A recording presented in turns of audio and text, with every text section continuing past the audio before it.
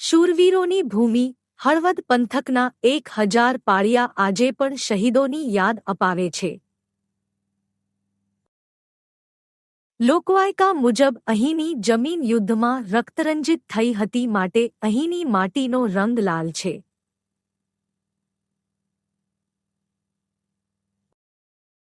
હળવદમાં વર્ષ પહેલા યુદ્ધમાં શહીદ થનાર કે સતી થનારના પાળિયા બને છે.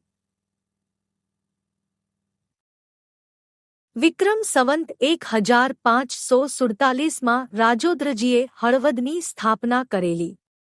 હળવદની ભૂમિ શુરાઓની ભૂમિ ગણાય છે.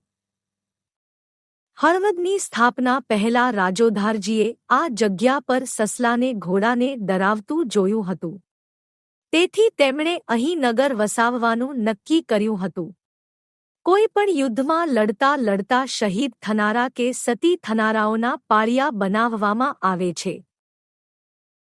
હળવદમાં ગુજરાતમાં સૌથી વધુ પાળિયાઓ આવેલા છે. ત્યાં લગભગ 1000થી વધુ પાળિયા છે. જેમાં સ્ત્રીઓની ઇજ્જત માટે, ગાય માટે અને રાજ માટે યુદ્ધમાં વીરગતિ પામેલા શૂરવીરોના પાળિયાઓ સ્થાપવામાં આવેલા છે.